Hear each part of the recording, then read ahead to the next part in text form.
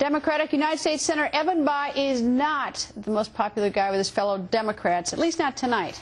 Yesterday, Senator Bayh crossed over and went against his fellow Democrats. He voted against a $447 billion omnibus spending bill that passed the Senate. Now, Senator Bayh is calling for President Obama to veto that bill. Is he getting dirty looks in the hall of the Senate? Well, we went to Capitol Hill, and Senator Bayh went on the record.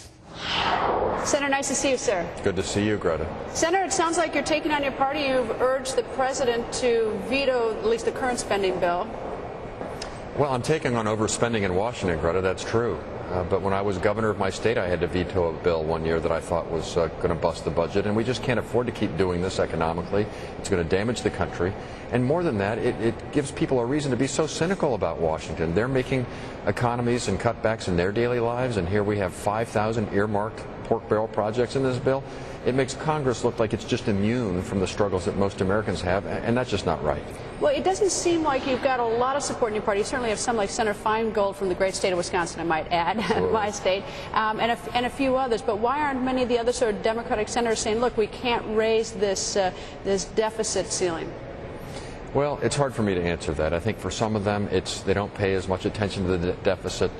They just don't focus on economics. For some others, there are projects in the bill that they like. They think will help their home states and their home districts. But for me, I just feel profoundly that this is bad for the country. It's irresponsible for our children, and it feeds into this cynicism about Washington that regrettably is justified when we do pass bills like this. So that's why I voted no. Well, see, the interesting thing, at least from my perspective, it seems like there's sort of a gun to many of your heads because it might be attached like to a defense spending bill. So if you vote against raising the deficit, which is attached in this defense spending bill, it looks like you don't want to help our troops. It looks like you're a bad person. Well, they do confront you with this sort of devil's choice of either voting for a lot of this overspending or looking as if you're irresponsible for not voting for the amount of spending that is justified, like supporting the troops. But, my approach is vote to get the bad stuff out, vote to get the spending levels down. It's 4 times the rate of inflation, for God's sake. I mean, you could cut it in half and still be providing generous increases for the government. So don't let them play those games. Do what you think is right. Hold the line on spending. Believe me, Greta, they'll come back. All right. You would like, at least from what I've pieced together, you'd like some sort of fiscal commission to sort of put the lid on it, that you'd be willing to sort of do a 60-day raise the deficit level, but you want a fiscal commission to police this. Well, unfortunately, when it comes to spending, Congress is just broken. And broken or ignorant or unwilling or self-serving, or what's the word? Well, maybe some of all of the above. But for whatever reason, we can't keep going on like this. And so the same old thing, the same people doing the same thing, it isn't going to work. So we've got to create a new structure, take it out of the hands of Congress, have them make recommendations to get the deficit down, to get spending under control, and then force Congress to have an up or down vote. No filibusters, no amendments. Are you for a fiscally responsible path or not? And then let the American people decide. Well, the interesting thing about your commission is what you're saying, but you're saying, look, Congress won't do it, the Senate won't do it, they won't do their job to be fiscally responsible. So now let's create another commission to do it, and you're getting resistance within your own, I assume within the leadership here, and I guess the president doesn't want this commission.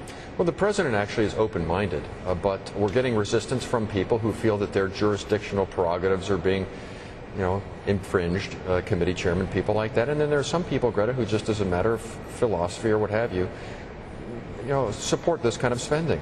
But eventually the credit markets will react. Eventually our dollar will go down. Interest rates will go up. The economy will be badly hurt. And at that point, the remedial action that will be required will be much, much more difficult. I'll just give you an example of what can happen. Look at Greece. They elected a new socialist government wanting to come in and expand spending dramatically.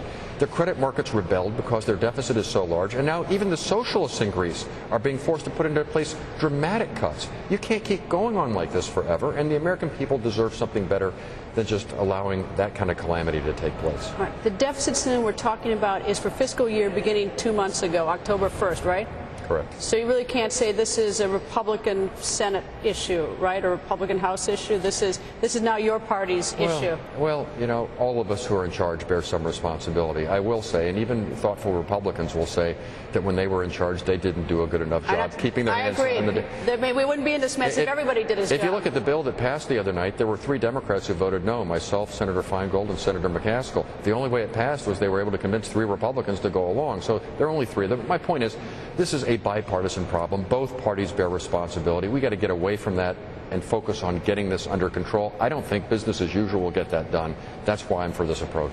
If the Republicans were in power, I'd be posing the same questions to the Republicans, but you got a Democratic senator, a Democratic House, and a Democratic Senate, and we've got, we're talking about increasing the deficit level. So, and you can't get a bipartisan commission together to police it.